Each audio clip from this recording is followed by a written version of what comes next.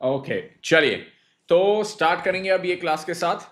Okay, let me just check the voice, if the voice is all good. Okay चलिए, तो start करेंगे अब ये क्लास के साथ। Okay, let me just check the voice. Amazing, voice is perfect, सारी चीजें परफेक्ट, ऑडियो बराबर है, वीडियो बराबर है, और ये पीछे की स्क्रीन भी मेरी बराबर दिख रही है। ओके यस, चलो, so we can now start with the class.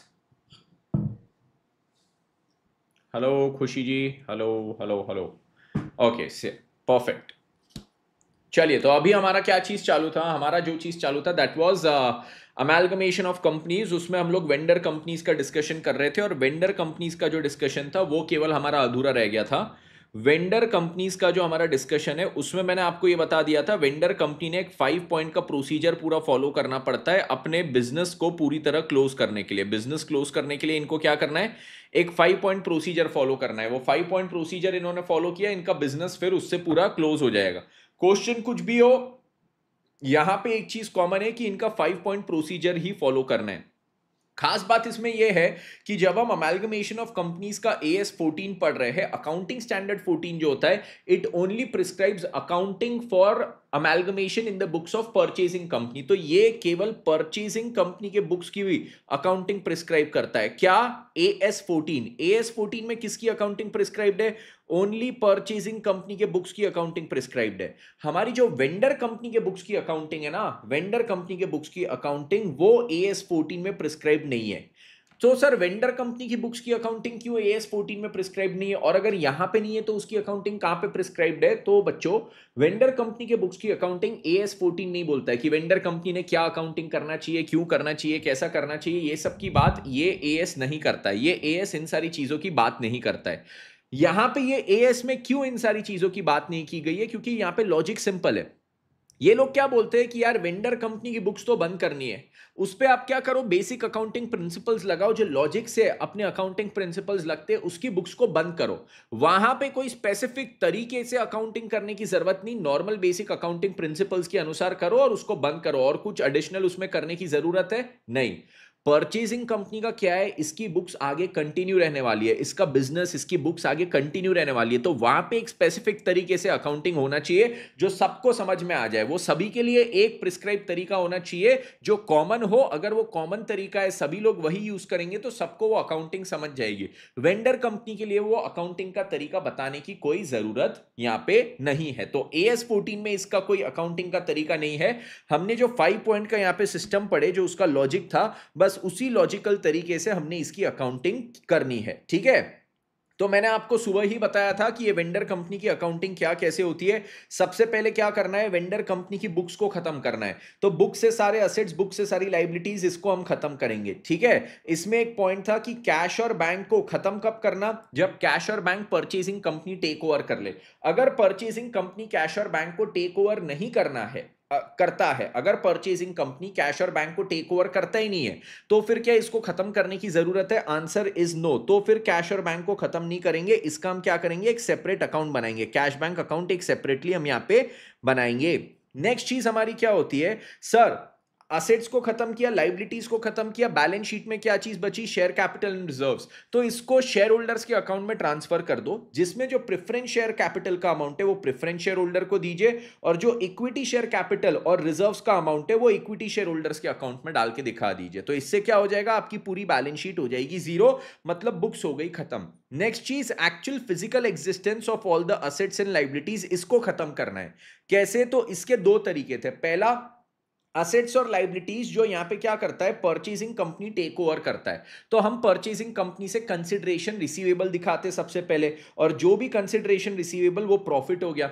तो पहले हम रिसीवेबल की एंट्री पास करते, फिर काय की एंट्री पास करते, फिर हम कंसिडरेशन रिसीव्ड की एंट्री पास करते। बिल्कुल सही बात।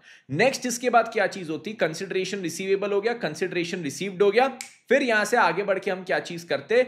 नेक्स्ट हम बोलते हैं कि सर, जो असेट्स एंड लाइबिलिटीज यहां पे हमारा परचेजिंग कंपनी ने टेक ओवर नहीं किया था, जो असेट्स एंड लाइबिलिटीज हमारे परचेजिंग कंपनी ने टेक ओवर नहीं किया था, उसके लिए हम क्या करते? असेट्स को खुद से बेचते, बेच के जो भी पैसा आया वो पूरा प्रॉफिट, लाइबिलिटी को खुद से पे ऑफ करते, पे ऑफ करने में जो भी पैसा लगा वो हमारा पूरा का पूरा लॉस हो जाता है यहां पे। उसके बाद क्या है, ऊपर के दोनों स्टेप्स में हमारे कुछ कुछ खर्चे होते थे, तो उसको लिक्विडेशन एक्सपेंसेस के नाम से हम यहां पे दिखाते थे। बिल्कुल सर, उसको किस नाम से दिखाते थे? लिक्विडेशन एक्सपेंसेस के नाम से। तो यहां पे एक्सपेंसेस की एंट्री की, एक्सपेंसेस टू कैश बैंक, और वो एक्सपेंसेस हमारे रियलाइजेशन अकाउंट में जाएंगे। नेक्स्ट पॉइंट हमारा क्या है? पॉइंट 1, पॉइंट 2 और पॉइंट 3 में जो जो प्रॉफिट लॉस एक्सपेंसेस सब है, जिसको हमने रियलाइजेशन के नाम से रिकॉर्ड किए, वो रियलाइजेशन अकाउंट का बैलेंस निकालो, उसका जो भी प्रॉफिट लॉस हो वो किसको ट्रांसफर कर दो? इक्विटी शेयर होल्डर्स को। और फाइनली क्या करो? शेयर होल्डर्स के अकाउंट को सेटल करो। शेयर होल्डर्स में पहले प्रेफरेंस शेयर होल्डर्स को सेटल करेंगे और उसके बाद इक्विटी शेयर होल्डर्स को सेटल करेंगे। जब हम प्रेफरेंस शेयर होल्डर्स को सेटल करते तो इसमें क्या चीज है? प्रेफरेंस शेयर होल्डर्स को सेटल करने में हम प्रेफरेंस शेयर होल्डर्स को, अगर जितना उनका कैपिटल ड्यू था, इनका जितना कैपिटल ड्यू था, जिसका मैंने एग्जांपल दिया था 1 लाख ड्यू था, पर हम इनको 1,10,000 दे रहे हैं, तो जो एक्स्ट्रा दे रहे हैं वो हम रियलाइजेशन अकाउंट में ट्रीट करते हैं। क्यों? क्योंकि प्रेफरेंस शेयर होल्डर्स को अगर आप कुछ भी एक्स्ट्रा दे रहे हैं तो किसको कम जा रहा है? इक्विटी शेयर होल्डर्स को कम जा रहा है। आप प्रेफरेंस शेयर होल्डर्स को अगर ज्यादा पे कर रहे हो तो इक्विटी शेयर होल्डर्स को आप क्या करोगे? कम पे करोगे, मतलब इक्विटी शेयर होल्डर्स का लॉस हो जाएगा, और इक्विटी शेयर होल्डर्स का लॉस हम रियलाइजेशन अकाउंट में रिकॉर्ड करते थे, रियलाइजेशन अकाउंट में डेबिट करके। इसलिए यहां पे ये चीज रियलाइजेशन में डेबिट होती है। Everybody clear with this? Everybody clear with this? ये चीज मैंने आपको लास्ट पूरे उसमें बता दी थी। और फिर लास्ट में प्रेफरेंस का सेटलमेंट करने के बाद हम आते हैं कहां पे? प्रेफरेंस के बाद हम आते हैं इक्विटी पे।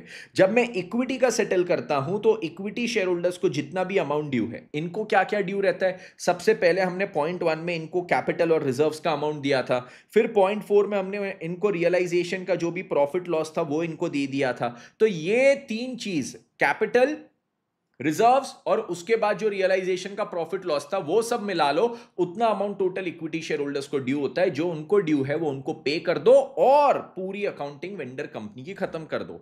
अब इसका हम क्या करेंगे? फटाक से क्वेश्चन कर लेंगे आईसीआई के स्टडी मटेरियल से। और ये जो 5 पॉइंट मैंने आपको बताया, ये याद रखना, यही 5 पॉइंट वेंडर कंपनी के हर एक क्वेश्चन में अप्लाई होते हैं। The same 5 points are applicable for every question of vendor company. इसमें वेंडर कंपनी की अकाउंटिंग नहीं बदलती है। ओके सर, चलिए तो हम लोग अभी कौन सा वाला क्वेश्चन करेंगे?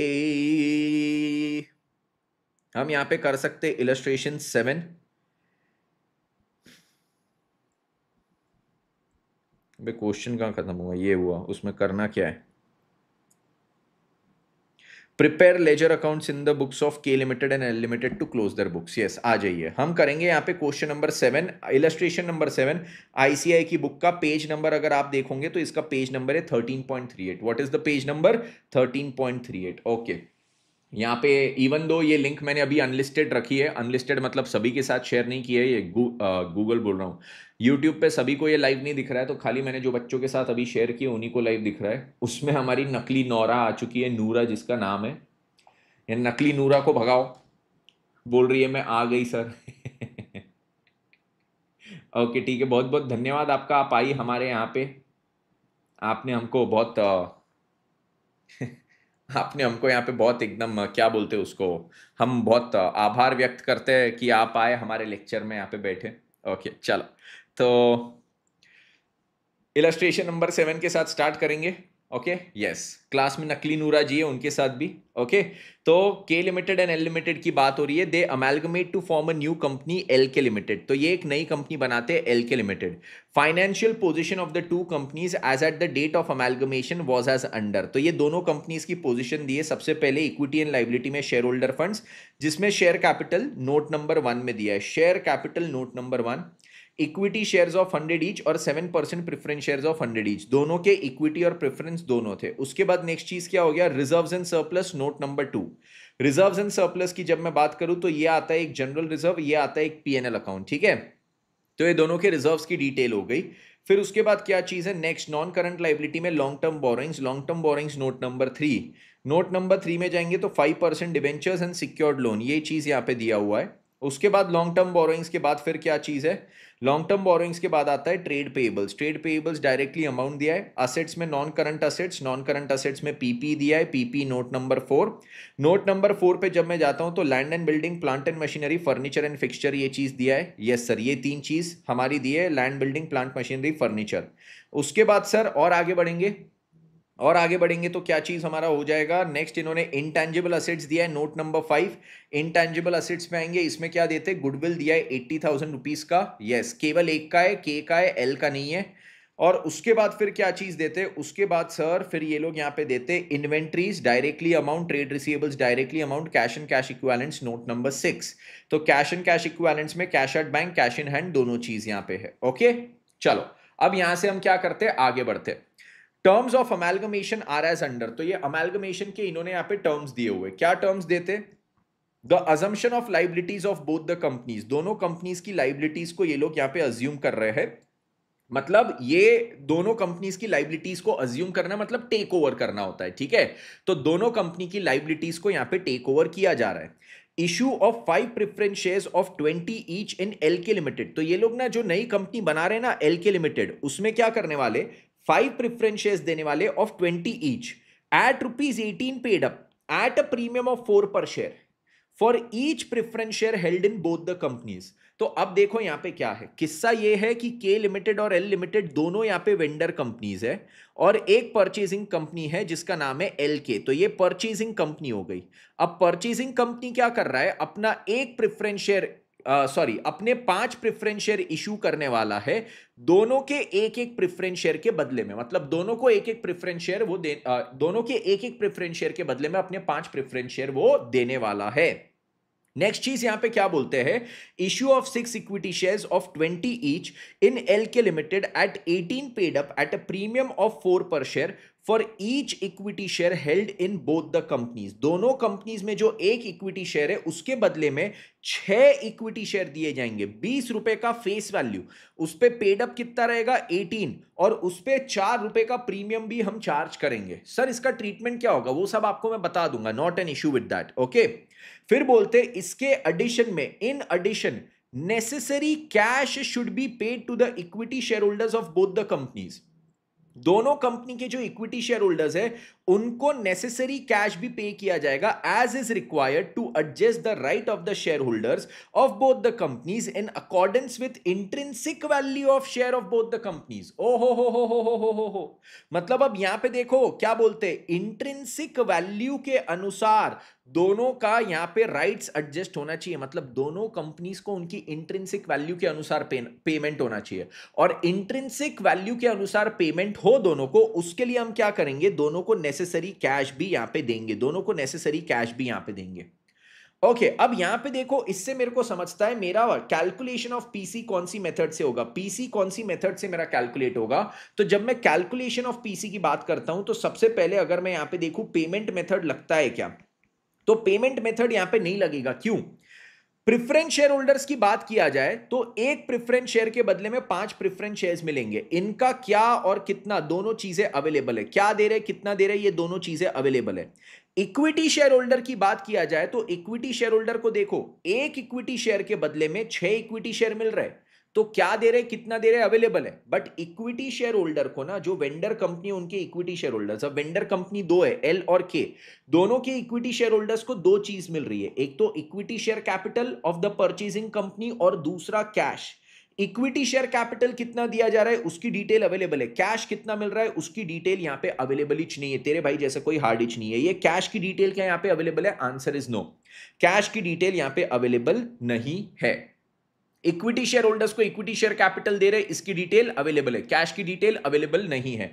अब जब यहां पे कैश की डिटेल अवेलेबल नहीं है, क्योंकि इन्होंने देखो क्या लिखा है, नेसेसरी कैश, तो फिर क्या मैं पेमेंट मेथड लगा सकता हूं, तो यहां पे फिर सर आपका पेमेंट मेथड अप्लाई नहीं होगा, payment method will not be applicable, ये चीज सभी को clear, everybody clear with this, everybody clear, payment method will not be applicable, ठीक है, गया सबके दिमाग में। और इन्होंने एक्चुअली यहां पे क्लियरली बोला भी हुआ है कि इंट्रिंसिक वैल्यू के अनुसार हमने यहां पे इनका पीसी डिसाइड करना है, इंट्रिंसिक वैल्यू के अनुसार, मतलब जो एल है और जो के है दोनों के असेट्स का मार्केट वैल्यू लेंगे, दोनों के लाइबिलिटीज का मार्केट वैल्यू उसमें से माइनस करेंगे, तो क्या आ जाएगा, इंट्रिंसिक वैल्यू आ जाएगा दोनों का, यस दोनों का इंट्रिंसिक वैल्यू इतना पीसी होना चाहिए, इतना पीसी होना चाहिए, डन सर। नेक्स्ट फिर इसके बाद आगे बढ़ते, issue of such amount of fully paid 6% debentures in LK limited as is sufficient to discharge the 5% debentures in K Limited at a discount of 5% after takeover। बोले कि यहां पे 6% डिबेंचर्स भी इशू करेंगे, ठीक है, 6% डिबेंचर्स भी इशू करेंगे, issue of such amount of fully paid 6% debentures in LK Limited as is sufficient to discharge the 5% debentures in K Limited at a discount of 5% after takeover।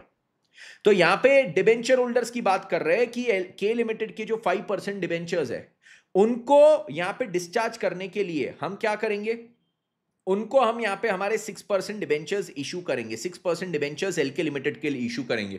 ये क्या PC के calculation में आता है sir? अगर payment method की बात करते, पेमेंट मेथड में हम इक्विटी शेयर होल्डर्स को कंसिडर करते, हम प्रेफरेंस शेयर होल्डर्स को कंसिडर करते, बट क्या हम डिबेंचर होल्डर्स को कंसिडर करते? डिबेंचर होल्डर्स को यहां पे कंसिडर नहीं करते। Okay, next, the assets and liabilities are to be taken at book values, inventory and trade receivables for which provisions at 2% and 2.5% respectively to be raised। assets and liabilities को book value पे take over करना है, but inventory और trade receivables के लिए हमने क्या करना है, कुछ 2 और 2.5% का प्रोविजन यहां पे बनाना है। Trade receivables of K limited include 20,000 due from L limited mutual date. ये क्या चीज है? Mutual date. और फिर बोलते LK Limited is to issue 15,000 new equity shares of 20 each, 18 paid up at a premium of 4 per share, so as to have sufficient working capital। Prepare ledger accounts in the books of K and L। जो दोनों closing companies है, जो दोनों vendor companies है, दोनों का हमको क्या बनाना है? दोनों का यहाँ पे हमको लेजर अकाउंट्स बनाना है, दोनों की बुक्स को क्लोज करने के लिए लेजर अकाउंट्स बनाना है। अमेजिंग सर, दोनों की बुक्स को क्लोज करने के लिए यहाँ पे लेजर अकाउंट्स बनाएंगे? यस सर, दोनों की बुक्स को क्लोज करने के लिए हमने यहाँ पे लेजर बनाना है, जिसमें से मैं आपको एक बना के बता दूंगा के, दूसरा एल जो है वो आप as it is same logic पे पूरा बना सकते हो, दोनों के पीछे टाइम वेस्ट करने का बहुत जरूरत यहां पे नहीं है। ओके चलिए, अब सर यहां पे वेंडर कंपनी की बुक्स भी बनाए, उसके पहले क्या चीज करना हमारे लिए अनिवार्य हो जाता है सर? सबसे पहले तो हमको कैलकुलेट करना पड़ेगा परचेज कंसिडरेशन। बिल्कुल, तो चलिए सबसे पहले हम क्या करते हैं, कैलकुलेशन ऑफ परचेज कंसिडरेशन पे आएंगे, कैलकुलेशन ऑफ पीसी। क्योंकि सर बिना पीसी कैलकुलेट किए तो हम अकाउंटिंग भी कैसे करें, वेंडर कंपनी की बुक्स में भी कैसे अकाउंटिंग करें, वो भी नहीं कर पाएंगे, तो पीसी कैलकुलेट करना बहुत ज्यादा जरूरी हो जाता है। बिल्कुल, चलो तो कैलकुलेशन ऑफ पीसी पे आएंगे। यहां पे सबसे पहली चीज हमारा कौन सा मेथड है? इंट्रिंसिक वैल्यू, क्वेश्चन में ही दिया है, इंट्रिंसिक वैल्यू मेथड के अनुसार। इंट्रिंसिक वैल्यू मेथड के अनुसार अगर मेरे को करना है तो इसमें क्या करना पड़ेगा, मैं यहां पे लिखूंगा पर्टिकुलर्स, यहां पे हो जाएगा क्या चीज, के लिमिटेड, यहां पे हो जाएगा एल लिमिटेड, के लिमिटेड एल लिमिटेड, ठीक है। एक एक करके सारे असेट्स लिखेंगे और सबकी मार्केट वैल्यू लिखेंगे। चलो तो यहां पे अब सबसे पहली चीज क्या है, दोनों के असेट्स में पहले असेट से स्टार्ट करेंगे, बैलेंस शीट से स्टार्ट करना। बैलेंस शीट में पीपी दिया है नोट नंबर 4 में, तो नोट नंबर 4 पे आओ, land and building, plant and machinery, furniture, fixture. तो यहां पे आएगा land and building, plant and machinery, furniture, fixture, दोनों की वैल्यू लिखनी पड़ेगी, 4.5 लाख और 3 लाख।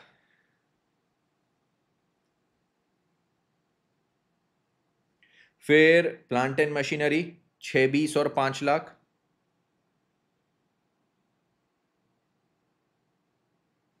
उसके बाद फर्नीचर एंड फिक्सचर 60,000, 20,000। ठीक है, 3 चीजें हो गई, डन। इसके बाद नेक्स्ट चीज क्या है, नेक्स्ट चीज पे इसके बाद आते हैं। अब सर वापस बैलेंस शीट पे जाएंगे, इंटेंजिबल असेट्स 0.5, नोट 5, नोट 5 पे जाएंगे। नोट 5 में इंटेंजिबल असेट्स में गुडविल दिया है, गुडविल एक का ही है 80,000, तो गुडविल लिख दीजिए,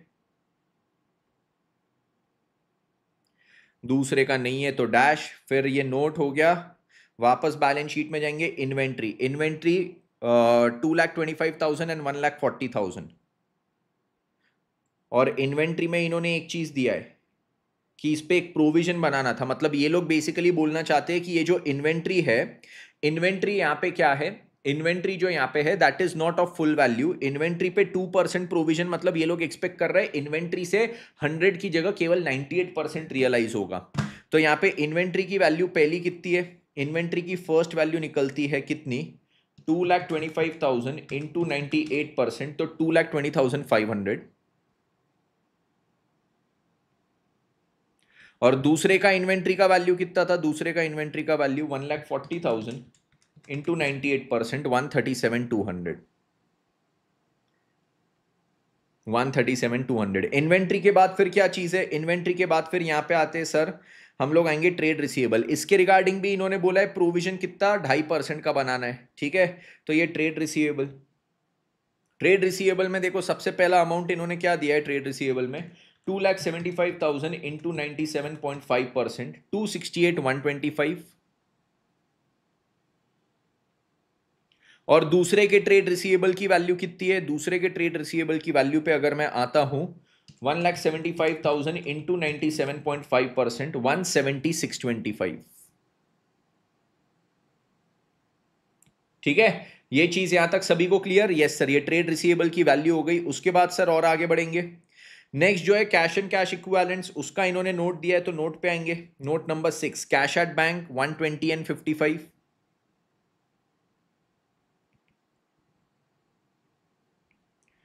और cash in hand, cash in hand कितना दिया है? ये हो जाता है 41,375। 41,375 के साथ 17,175। ओके, ये सारे असेट्स सब मेरे हो गए। बैलेंस शीट में चेक कीजिए, all assets are done and dusted. Assets के बाद हम आएंगे लाइबिलिटी पे। लाइबिलिटी में सबसे पहले क्या है? Long term borrowings. Long term borrowings में जाएंगे, एक का 5% डिबेंचर्स है, एक का सिक्योर्ड लोन है, तो एक का आ जाएगा 5% डिबेंचर्स, यहां पे लेस करेंगे।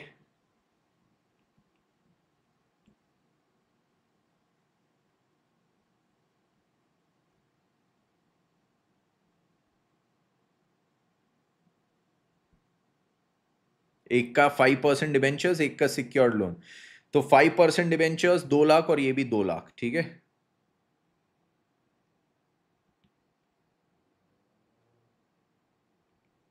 चलो डन, ओके।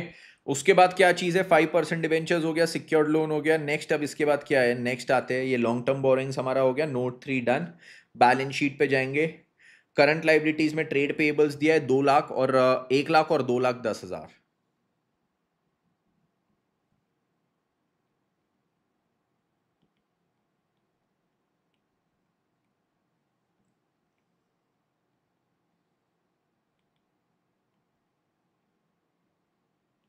चलो डन, ये चीज हो गई हमारी। हाँ सर, ये चीज हमारी हो गई। अब सर यहां पे हम निकालेंगे इंट्रिंसिक वैल्यू।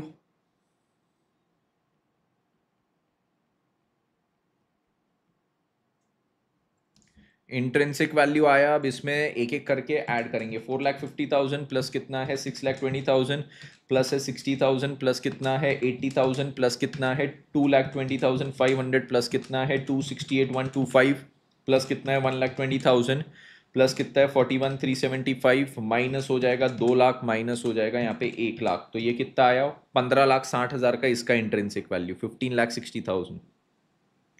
दूसरे का इंट्रिंसिक वैल्यू हम अगर यहाँ पे निकाले तो इसका देखो, 3 लाख से स्टार्ट करेंगे। 3 लाख प्लस 5 लाख प्लस कितना है? 20,000 प्लस है 137,200 प्लस 1,70,625 प्लस हो जाएगा 55,000 प्लस हो जाएगा 17,175 माइनस हो जाएगा 2 लाख, माइनस हो जाएगा 2,10,000, तो ये कितना हो जाएगा? 7,90,000।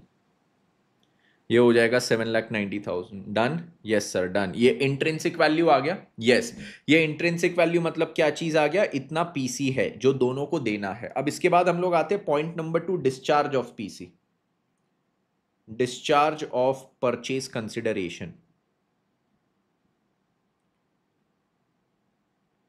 अब जब मैं डिस्चार्ज ऑफ पीसी की यहां पे बात करता हूं, तो इन्होंने यहां पे बोला है कि ये जो 15,60,000 एंड 7,90,000 दोनों कंपनीज को देना है, उसमें सबसे पहले किसको दे रहे हैं? To the preference share holders, to preference share holders of vendor company. दो कंपनी है, दोनों के प्रेफरेंस शेयर होल्डर्स को दे रहे हैं।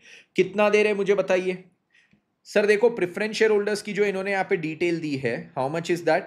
इन्होंने बोला है कि 5 preference shares of rupees 20 each, 18 paid up at a premium of 4 for each share held for each preference share held in both the companies, ठीक है, for each preference share held in both the companies. तो दोनों company में एक preference share के बदले में कितने मिलने वाले थे? 5 प्रेफरेंस शेयर मिलने वाले थे।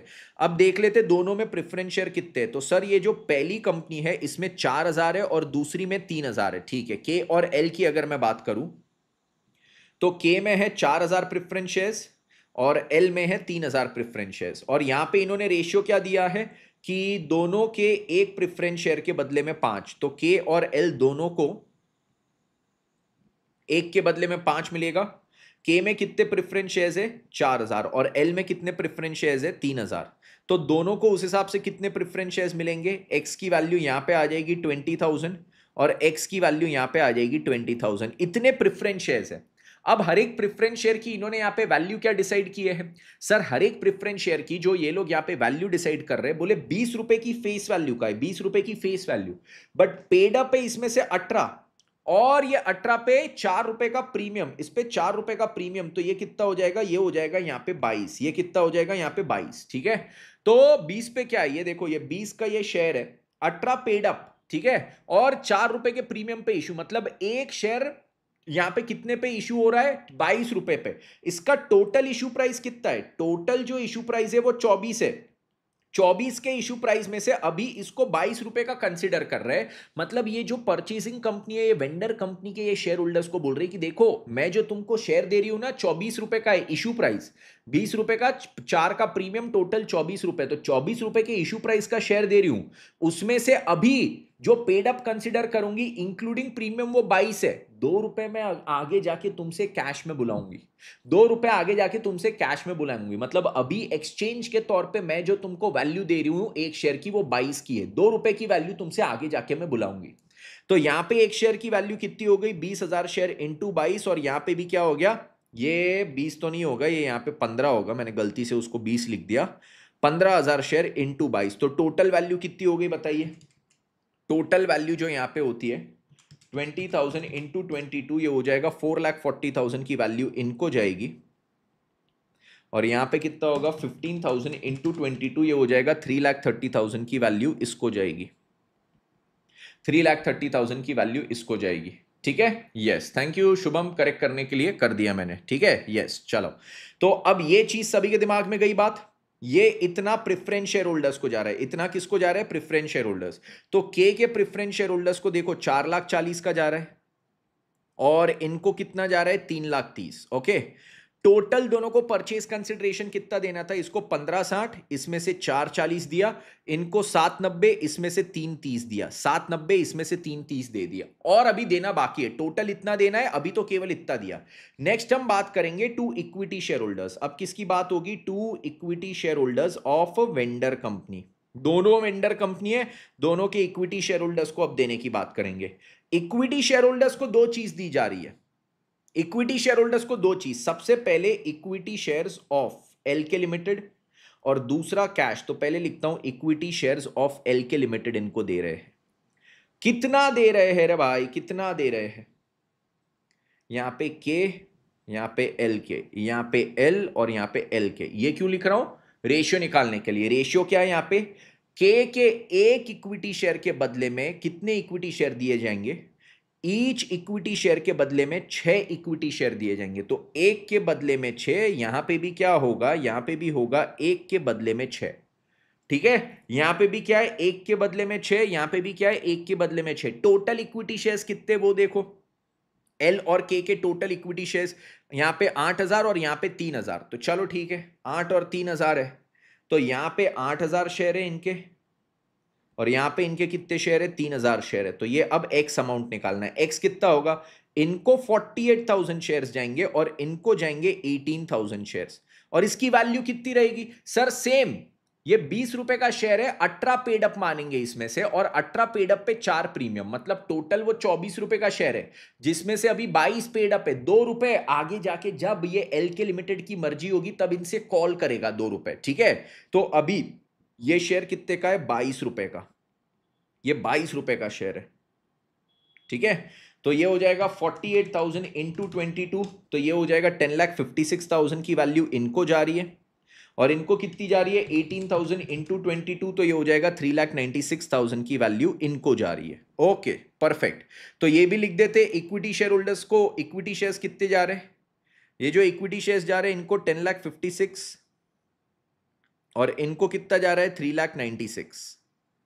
चलो सर अभी भी देखो, अब क्या है सर, ये 15,60,000 देना था, उसमें से अभी कितना दे चुके हैं तो देख लो, 4,40,000 प्लस 10,56,000, 14,96,000 दिए हैं। अभी भी देना कितना बचा है, अभी जो देना बचा है 64,000 बचा है। सेम आप कैलकुलेट कर लो, यहां पे 7,90,000 देना था, अभी कितना दे दिए 330 एंड 396, तो 3,30,000 प्लस 3,96,000 कितना हो गया 7,26,000 दे दिए। टोटल कितना देना था 790, तो 790 अगर इसमें से माइनस करूं अभी भी 64 देना बचा है। वो जो 64,000 दोनों को देना बचा है वो किस फॉर्म में दिया जाएगा, वो इनको दिया जाएगा कैश के फॉर्म में। इसको भी 64,000 का कैश दिया जाएगा, इसको भी 64,000 का कैश दिया जाएगा। कैश के आगे मैं लिख देता हूं बैलेंसिंग फिगर, कैश के आगे मैंने लिख दिया बैलेंसिंग फिगर, ठीक है। तो इस हिसाब से यहां पे टोटल कितना गया 15,60,000 का, यहां पे टोटल कितना गया 15,60,000 का गया, और यहां पे टोटल 7,90,000 का पीसी गया। ओके सर समझ गया ये चीज, calculation and discharge of purchase consideration, ये चीज गई सर दिमाग में, ये चीज गई दिमाग में। Okay perfect, yes sir. तो कैलकुलेशन ऑफ पीसी हमने इंट्रिंसिक वैल्यू से किया। यहां पे देखो टोटल इंट्रिंसिक वैल्यू का ही काम था, इंट्रिंसिक वैल्यू पर शेयर का काम नहीं था, पर शेयर का काम नहीं था। टोटल इंट्रिंसिक वैल्यू निकाले, उसके बेसिस पे फिर इन्होंने डिस्चार्ज वगैरह बताया, तो हमने उस हिसाब से डिस्चार्ज कर दिया। Done sir done. अब इसके बाद सर क्या है, इसके बाद सर अब हमने अकाउंटिंग करना है। सर अकाउंटिंग करने के पहले भी पॉइंट 3 आता है nature of amalgamation. Vendor company के बुक्स में याद रखना नेचर ऑफ अमेलगमेशन का कोई मतलब नहीं है। वो नेचर ऑफ अमेलगमेशन ये सारी कलाकारी जो है ना वो सब परचेजिंग कंपनी की बुक्स में, क्योंकि वो AS14 बोलता है ये सब कलाकारी करने को, और AS14 केवल परचेजिंग कंपनी के बुक्स की बात करता है, वेंडर कंपनी के बुक्स की बात नहीं करता है, ठीक है। अब आते हैं हम लोग काय पे, अकाउंटिंग फॉर अमेलगमेशन में स्ट्रेट अवे। और अकाउंटिंग हम किसके बुक्स में करने वाले, अकाउंटिंग फॉर अमेलगमेशन हम करेंगे यहां पे, अकाउंटिंग फॉर अमेलगमेशन ये चीज जो हमने करना है इन the books of vendor, vendor में भी दो वेंडर है, मैं एक का करूंगा, इन the books of K limited, in the books of K limited, ठीक है। के लिमिटेड की बुक्स में हमने ये चीज करना है। चलिए तो के लिमिटेड की बुक में स्टार्ट करते हैं, आ जाइए। अब के लिमिटेड की बुक्स में हमको अकाउंट्स बनाने पड़ेंगे कुछ, तो सबसे पहले, और अब अकाउंटिंग करते वक्त वही 5 स्टेप जो अभी मैंने पढ़ाई थी वेंडर कंपनी के लिए, वही 5 स्टेप सभी ने दिमाग में रखनी है। Those 5 steps have to be followed, और वही 5 स्टेप फॉलो करते करते हमारा पूरा आंसर आ जाएगा। इस बार जर्नल एंट्री की जगह ये हम क्या कर रहे हैं, सिंपल इसको लेजर में लिख रहे हैं। लेजर में लिखना in my opinion is even more simpler than doing the entire journal. ये हो जाएगा एक रियलाइजेशन अकाउंट, ठीक है। रियलाइजेशन अकाउंट के बाद फिर हम बनाएंगे ऐसा ही एक और अकाउंट,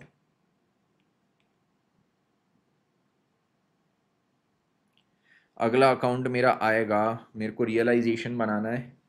यहाँ पे सारे असेट्स टेक ओवर कर रहे हैं, कैश भी टेक ओवर कर रहा है, तो कैश का अलग से अकाउंट नहीं बनाना है, ठीक है। कैश का अलग से अकाउंट बनाने की मेरे को यहाँ पे ज़रूरत नहीं है। परचेजिंग कंपनी अकाउंट बनेगा, इक्विटी और प्रेफरेंस दोनों शेयर होल्डर्स है, तो इक्विटी और प्रेफरेंस शेयर होल्डर्स अकाउंट बनाएंगे अपन।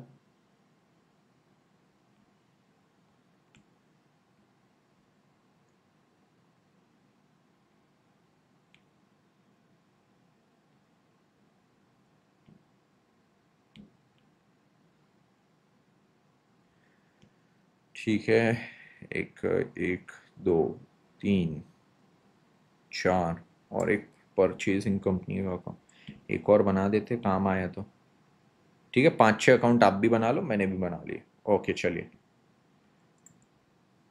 अब यहाँ पे क्या चीज़ है देखिए, सबसे पहले अकाउंट का नाम रहेगा रियलाइजेशन, फिर एक रहेगा L K limited account, L K limited, एक रहेगा मेरा एल के लिमिटेड के बाद equity share holders,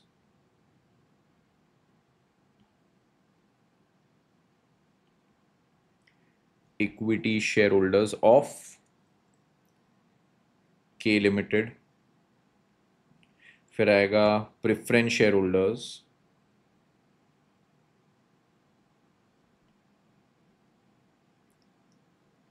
of K limited. Okay चलिए, ये चीज यहां पे एक एक करके स्टार्ट करें। अब हम एक एक करके स्टार्ट किया जाए।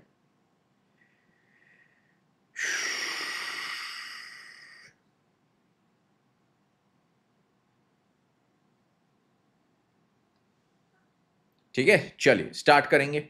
अब सर सबसे पहला स्टेप हमारा क्या था? What was the first step that we had to do? Sir the first step that we had to do was, हम यहां पे क्या चीज करने वाले थे? जो सबसे पहली स्टेप थी सर, बुक वैल्यू जीरो करने वाले थे। मतलब बैलेंस शीट में दी हुई जो भी चीज है सबको जीरो करो, स्टार्टिंग विद द असेट्स। पहले सबसे सारे असेट्स को जीरो, असेट्स की, लाइबिलिटीज की, सबकी वैल्यू जीरो कर रहे हैं। तो कौन सी वैल्यू जीरो कर रहे हैं? Book value.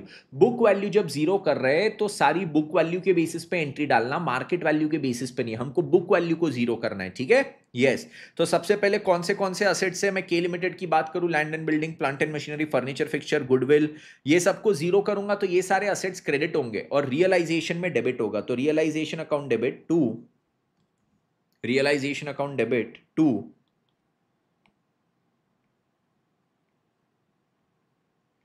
Plant and machine, to land and building,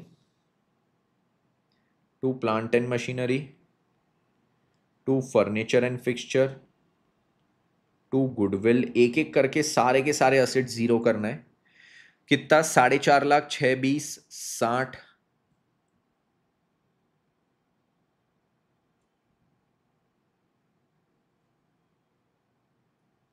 60,000। फिर आता है गुडविल 80,000, गुडविल 80,000। ठीक है, ये चीज हो गया। नेक्स्ट इसके बाद क्या है? ये चार चीज हो गई। नेक्स्ट मेरे पास आता है सर इन्वेंट्री। इन्वेंट्री को भी बुक वैल्यू जीरो करना है, तो इसका रीवैल्यूड फिगर मत लेना। हम बुक वैल्यू, बुक में जिस वैल्यू पे लिखा है उसको जीरो पे ला रहे हैं। तो बुक में ये लिखा था 2,25,000 पे, तो अभी इसको जीरो पे लाने के लिए भी हम लिखेंगे 2,25,000 टू इन्वेंट्री 2,25,000। ठीक है, फिर क्या है? इन्वेंट्री के बाद टू ट्रेड रिसीवेबल्स, इसकी वैल्यू कितनी थी? यहां पे 268, और वैसे इसकी ओरिजिनल वैल्यू कितनी थी ट्रेड रिसीवेबल्स की? 275। तो 275 हो जाएगा। 275 से इसको यहां पे जीरो करूंगा और फिर क्या हो जाएगा? टू यहां पे कैश एट बैंक, ये भी सब टेक ओवर हो रहा है, सारी चीजें टेक ओवर हो रही है। टू कैश इन हैंड, सारे असेट्स की वैल्यू जीरो करना है एक एक करके। ठीक है, cash at bank, cash in hand, कितने कितने वैल्यू का है ये दोनों? 1,20,000 एंड 41,375।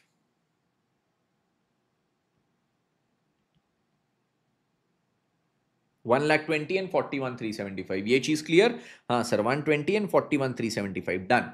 अब इसके बाद देखो क्या चीज है। मैंने सारे असेट्स की वैल्यू जीरो कर दी। यस सर, हमने सारे असेट्स की वैल्यू जीरो कर दी। अब हम क्या करेंगे? सारे लाइबिलिटीज की वैल्यू को जीरो करेंगे।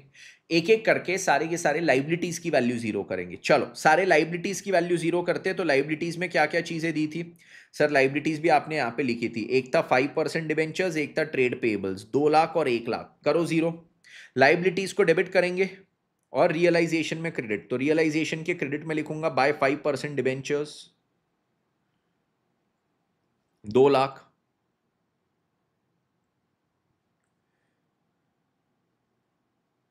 और फिर क्या चीज आ जाएगी? फिर आ जाएगा बाय ट्रेड पेएबल्स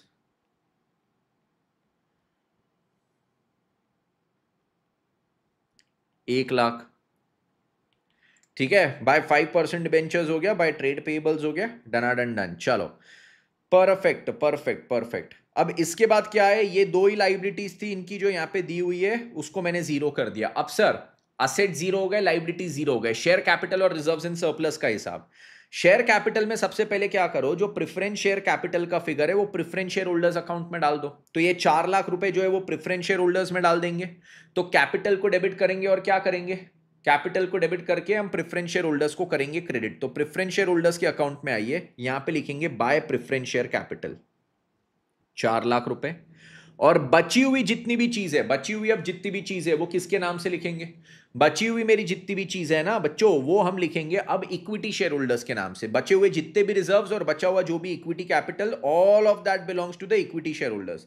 तो इक्विटी शेयर कैपिटल जो इक्विटी शेयर होल्डर्स को जाएगा दैट इज 8 लाख। और फिर ये चीज मेरे जो रिजर्व्स है 371 375 ये भी जाएगा इक्विटी के अकाउंट में। तो ये पीएनएल अकाउंट और ये इक्विटी शेयर कैपिटल दोनों को इक्विटी शेयर होल्डर्स के अकाउंट में डालना है। तो एंट्री क्या होगी, मैं दोनों को डेबिट करूंगा, इक्विटी शेयर होल्डर्स को क्रेडिट करूंगा। इक्विटी शेयर होल्डर्स अकाउंट में आइए, यहां पे आएगा by equity share capital 8 lakh, by PNL 371 375, ठीक है डन, 371 375 ओके यस। चलो तो ये चीज हमारी हो गई डन सर डन। तो ये चीज हमारी done and dusted done and dusted done and dusted. तो 8 लाख था और 371 375। देखो इनकी पूरी बैलेंस शीट हमने जीरो कर दी, everything has been zero down, सारी चीज को हमने जीरो डाउन कर दिया। यस सर पूरी बैलेंस शीट जीरो। पॉइंट 1 मेरा खत्म। अब पॉइंट 2, अब सर आपने बुक वैल्यू तो खत्म कर दी, बुक वैल्यू खत्म करने के बाद सर अगली चीज क्या होती है, ये असेट्स लायबिलिटीज को एक्चुअली खत्म कर देना, बेच देना, पे ऑफ कर देना। दो तरीके, पहला परचेजिंग कंपनी कुछ लेके गया, हाँ परचेजिंग कंपनी लेके गया तो परचेजिंग कंपनी से हम क्या करेंगे, परचेज कंसिडरेशन लेंगे। जो यहां पे हमने अमाउंट निकाला 15,60,000 रुपए उनसे लेना है, तो हम क्या करेंगे, परचेजिंग कंपनी जो एल के लिमिटेड है इनसे रिसीवेबल दिखाएंगे, L K limited account debit to realisation. इनसे जो भी पैसा रिसीवेबल है पूरा का पूरा प्रॉफिट, क्योंकि ये जो असेट्स और लाइबिलिटीज के लिए मेरे को पैसा दे रहे हैं वो असेट्स और लाइबिलिटीज मेरे बुक में जीरो वैल्यू पे है, तो पूरा का पूरा पैसा प्रॉफिट हो जाएगा। L K limited account debit to realisation, L K limited account debit to realisation कितना, 15,60,000 रुपए ये हो गया। और रियलाइजेशन के क्रेडिट में आएगा by L K limited, realisation के क्रेडिट में 15,60,000। ये क्या हो गया, ये रिसीवेबल, ये इनसे अमाउंट रिसीवेबल है उसकी एंट्री, यहां पे डेबिट किया रिसीवेबल और जो क्रेडिट था प्रॉफिट वहां दिखाया। अब रिसीवेबल के बाद क्या करते, रिसीव करते अमाउंट। अब रिसीवेबल है तो ऐसी थोड़ी छोड़ देंगे, रिसीव भी तो करेंगे, तो रिसीव करेंगे सबसे पहले बाय, इनसे कैश मिला था 64,000 का, इनसे हमको प्रेफरेंस शेयर्स मिले थे bye preference shares of L K limited, ये कितने मिले थे, यहां पे के लिमिटेड के उसमें देखना, ठीक है। प्रेफरेंस शेयर्स मिले थे 440 के, 440 का ये मिला था 4,40,000, और होगा by equity shares of L K limited, equity shares of L K limited. Equity shares कितने मिले थे, 10,56,000 के मिले थे, यस सर 10,56,000 के। इसका ना ये तीनों का मैं केवल एक सिंगल इफेक्ट दे रहा हूं, क्योंकि इसका डबल इफेक्ट अगर आपको देना है तो आपको ये सारे अकाउंट्स भी खोलने पड़ेंगे, बट ये सारे अकाउंट्स का बहुत काम नहीं है, बहुत काम नहीं है, इसलिए मैं खाली इसका एक सिंगल इफेक्ट दे रहा हूं। एल के लिमिटेड से मिल गया तो उसके अकाउंट में क्रेडिट, अगर आप चाहो तो वो तीनों के एक एक अकाउंट खोल लो और उसमें इसका इफेक्ट आप दिखा सकते हो, कोई उसमें बड़ी बात नहीं, ठीक है। फिर यहां से आगे बढ़ेंगे। अब सर देखो मेरा सेकंड पॉइंट पूरा हो गया, सारे के सारे असेट्स और लाइबिलिटीज ये लेके चले गया था, कोई भी मेरे लिए बाकी नहीं था कि मेरे को खुद से बेचना पड़े, तो मेरे सारे के सारे असेट्स और लाइबिलिटीज चले गए, ऑल गॉन ऑल गॉन, ये लेके चले गया। Point 2 over. Point 3 liquidation expenses. Liquidation expenses क्या कुछ क्वेश्चन में इन्होंने दिया है क्या, liquidation expenses, trade receivable, trade payable, यहाँ पे यहाँ पे यहाँ पे यहाँ पे यहाँ पे भी नहीं दिया, कहीं भी नहीं दिया लिक्विडेशन एक्सपेंसेस, अभी तक इन्होंने कहीं भी नहीं दिए, ठीक है। लिक्विडेशन एक्सपेंसेस कुछ भी नहीं है, तो पॉइंट 3 का कुछ भी नहीं करना है, नो लिक्विडेशन एक्सपेंसेस। पॉइंट 4 पे आ जाओ। अब ये रियलाइजेशन, रियलाइजेशन के डेबिट में जो भी चीजें लिखी है ये क्या है, ये लॉसेज है, क्रेडिट में जो भी चीजें लिखा है वो प्रॉफिट है, इसका बैलेंस जो रहेगा इधर प्रॉफिट और लॉस आएगा, और वो किसको जाएगा, इक्विटी शेयर होल्डर्स को। तो चलो ये देखते हैं, हम इसका बैलेंस निकालते हैं। ये आएगा 2 लाख प्लस आएगा 1 लाख प्लस आएगा 15,60,000, ठीक है, माइनस 4,50,000 माइनस 6,20,000 माइनस कितना है 60,000 माइनस कितना है 80,000 माइनस कितना है 2,25,000 माइनस 2,75,000 माइनस हो जाएगा 1,20,000 माइनस 41,375। तो यहाँ पे सर 11,375 का लॉस आ रहा है। 11,375 का जो लॉस है किसको जाएगा, इक्विटी शेयर होल्डर्स। तो बाय इक्विटी शेयर होल्डर्स 11,375। एक बार खाली आप लोग वेरीफाई कर लेना आपका भी आंसर सेम आ रहा है क्या, ठीक है। ये लॉस इक्विटी शेयर होल्डर्स को जाएगा, तो इक्विटी शेयर होल्डर्स के अकाउंट में डेबिट कर लेंगे 11,375 का लॉस, यहां पे लिखेंगे टू रियलाइजेशन, ये लॉस है इसलिए इनके अकाउंट में डेबिट, रियलाइजेशन में क्रेडिट, डन। अब पॉइंट नंबर 4 भी मेरा हो गया, अब पॉइंट 5 केवल मेरा बचा। पॉइंट 5 में मैंने क्या करना है सर, देखो पॉइंट 5 में अब सिंपल एक ही बात है, आपने यहां पे अपने शेयर होल्डर्स के अकाउंट को खत्म करना है। शेयर होल्डर्स के अकाउंट को कैसे खत्म करूंगा? सबसे पहले मैं प्रेफरेंस शेयर होल्डर्स को सेटल करूंगा। प्रेफरेंस शेयर होल्डर्स के लिए देखो क्या था, 4 लाख का अमाउंट इनको ड्यू था, बट इनके नाम से हमारे पास प्रेफरेंस शेयर्स कितने आए थे? 4,40,000 के। इनको हम कितना देंगे? प्रेफरेंस शेयर होल्डर्स के लिए जो आया था, प्रेफरेंस शेयर होल्डर्स ऑफ के, उनको 4,40 जा रहा था, है ना? तो अब देखो यहां पे क्या होगा, अब यहां पे चीज क्या होगी, मैं इनको जो अमाउंट पे करूंगा, preference share holders account debit preference share holders of K limited to preference shares of L K limited, इनको एल के लिमिटेड से आए हुए प्रेफरेंस शेयर्स दूंगा ना, जो मैंने यहां पे क्रेडिट में लिखा था, ये देखो ये 4,40, ये एल के लिमिटेड से जो प्रेफरेंस शेयर्स आए थे, मैंने बोला था इसका अकाउंट में बना नहीं रहा हूं, नहीं तो प्रेफरेंस शेयर्स का अगर अलग से अकाउंट बनाता तो उसमें डेबिट करता at this point of time, and अभी जब इनको वो शेयर्स हैंड ओवर कर रहा हूं तो ये शेयर्स को क्रेडिट कर देता, ठीक है? 4,40,000 सर, बट अब देखो कैपिटल तो इनका 4 लाख था, दे तो आप 4,40 रहे हो, तो सर अब ये तो गड़बड़ हो गई, 40,000 का यहां पे बैलेंस बच रहा है, 40,000 इनको एक्स्ट्रा जा रहा है। 40,000 इनको अगर एक्स्ट्रा जा रहा है तो वो क्या चीज है? इनको अगर 40,000 एक्स्ट्रा जा रहा है तो किसको कम जाएगा? इक्विटी को, मतलब इक्विटी का नुकसान। तो ये नुकसान 40,000 इक्विटी का है, और इक्विटी का नुकसान हम कहां पे लिखेंगे? Bye realisation. ओ हो। तो सर रियलाइजेशन के डेबिट में एक और इफेक्ट आना मेरा बाकी है, रियलाइजेशन के डेबिट में यहां पे 40,000 का एक इफेक्ट आना बाकी है, और ये 40,000 का इफेक्ट क्या रहेगा? टू प्रेफरेंस शेयर होल्डर्स, ये प्रेफरेंस शेयर होल्डर्स को इतना मैंने ज्यादा दिया। तो अब मुझे बताओ यहां पे लॉस कितना हो जाएगा? 11,375 की जगह 51,375 का यहां पे लॉस हो जाएगा। 11,375 की जगह 51,375 का यहां पे लॉस हो जाएगा। ये 51,375 का लॉस हम इक्विटी शेयर होल्डर्स के अकाउंट में डालेंगे, 51,375। ये चीज सभी को क्लियर?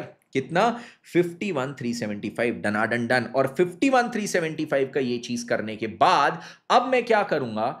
अब सर मैं यहां पे इक्विटी शेयर होल्डर्स को सेटल करूंगा। देखो इनको कितना देना है?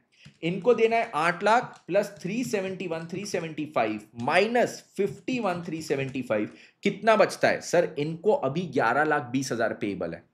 11,20,000 में इनको कैसे दूंगा? तो देखो इक्विटी शेयर होल्डर्स के लिए दो चीज आई थी। पहली चीज क्या आई थी? इनके लिए इक्विटी शेयर्स आए थे 10,56 के और 64,000 का कैश। तो देखो 10,56,000 प्लस 64,000 कितना हुआ? बराबर 11,20,000 की चीज आई थी इनके लिए। तो ये चीज अब मैं इनको दे दूंगा, इक्विटी शेयर होल्डर्स के अकाउंट में डेबिट करूंगा to equity shares of L K limited. कितना? 10,56,000 और 64,000 का क्या चीज दूंगा? इनको मैं दे दूंगा यहां पे कैश। 64,000 का क्या चीज दूंगा? इनको कैश दे दूंगा। इक्विटी शेयर होल्डर्स का अकाउंट भी मेरा पूरा टैली हो जाएगा। डनाडन डन सर। और इसी प्रकार से अब देख लो आपके सारे के सारे अकाउंट्स यहां पे ऑटोमेटिकली पूरे के पूरे टैली हो चुके हैं। Done. And the question now stands over and the concept also now stands over. ठीक है? यस। आपको वेंडर कंपनी के बुक्स का कोई भी क्वेश्चन आए, आपको इसी तरीके से यही 5 पॉइंट को दिमाग में रख के पूरा का पूरा सॉल्व करना है। ठीक है? एंड वेरी सॉरी, ये चीज मेरा प्लान था कि मैं आपको सुबह के ही सेशन में कराऊंगा, बट इसके लिए मेरे को आपको अलग से एक ये 50 मिनट्स का सेशन लेना पड़ा, क्योंकि सुबह मम्मी की ट्रेन जल्दी आ गई, जो इंडिया में एक्सपेक्टेड नहीं होता है। ठीक है? तो 12:30 जो आने वाली थी ट्रेन, और निकली अपने वहाँ से पॉइंट ऑफ ओरिजिन से 10 मिनट लेट, और यहाँ पे जल्दी आ गई, तो वंदे भारत के कारण जिंदाबाद हो गया। तो ये 50 मिनट्स का मेरे को सेशन आपका अभी लेना पड़ा। राइट? तो ये हमारा क्या चीज है? ये हमारा हो गया amalgamation in the books of vendor company. Any question on vendor company solve it by this method. सबसे पहले सारे असेट्स की वैल्यू जीरो करो, लाइबिलिटीज की वैल्यू जीरो करो, जो हमारा शेयर कैपिटल है और रिजर्व्स है वो शेयर होल्डर्स के अकाउंट में डालो। सेकंड पॉइंट में असेट्स और लाइबिलिटीज को एक्चुअली बेचो। उसमें दो तरीके, पहला जो परचेसिंग कंपनी टेक ओवर करता है उससे रिसीवेबल की एंट्री डालो और फिर रिसीव कर लो। अगर वो कुछ नहीं ले जाता है तो बची कुछ ही चीजों को खुद से बेच दो। असेट्स बेचा, cash bank account debit to realisation, liabilities pay किया तो रियलाइजेशन टू कैश बैंक, उसका इफेक्ट यहां पे आ जाएगा। तीसरी चीज मेरी क्या है? Liquidation expenses. अगर यहां पे दिया है तो लिख लो realisation account debit to cash bank, नहीं दिया है तो बात खत्म हो जाती है। फोर्थ चीज मेरी क्या हो जाती है? रियलाइजेशन का बैलेंस निकालो और वो किसको दे दो? हमारे इक्विटी शेयर होल्डर्स को। और फिफ्थ पॉइंट में शेयर होल्डर्स का सेटलमेंट, जिसमें पहले प्रेफरेंस शेयर होल्डर्स का कुछ अगर इनको एक्सेस दे रहे तो वो रियलाइजेशन में एक्सेस वाला इफेक्ट जाएगा, और लास्टली क्या हो जाएगा? लास्टली हम इक्विटी शेयर होल्डर्स का हिसाब यहां पे सेटल कर देंगे। सर हम रियलाइजेशन आफ्टर प्रेफरेंस कर सकते हो, उसमें कोई दिक्कत नहीं, दिक्कत नहीं। सर इंट्रिंसिक वैल्यू पर शेयर क्यों नहीं निकाला? बेटा सिंपल सा लॉजिक, क्योंकि इन्होंने यहां पे आपको ये नहीं बोला था कि ये जो इंट्रिंसिक वैल्यू आया इसके बाद इसको नंबर ऑफ शेयर से डिवाइड करके ये जो इंट्रिंसिक वैल्यू पर शेयर आएगा, ये जो भी एक्स अमाउंट आएगा, इसके बेसिस पे सेटलमेंट हो रहा है, ऐसा बोला था क्या? पर शेयर की वैल्यू के बेसिस पे नहीं।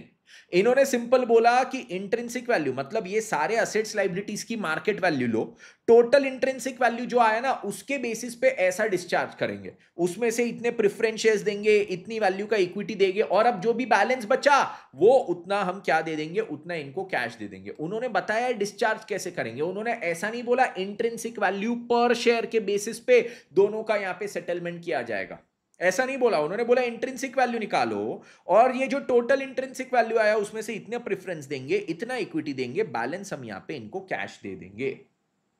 ओके ठीक है, done with everybody? Yes sir, we are done with this, we are done with this. ठीक है, तो ये हो गया हमारा वेंडर कंपनी का कॉन्सेप्ट। ये एज इट इज क्वेश्चन आपको एग्जाम में भी दिया जा सकता है, ऐसे क्वेश्चन एग्जाम में आने की संभावना पूरी है। ओके यस, तो ये चीज आप कर लेना, इसके प्रैक्टिस अब आगे घर पे।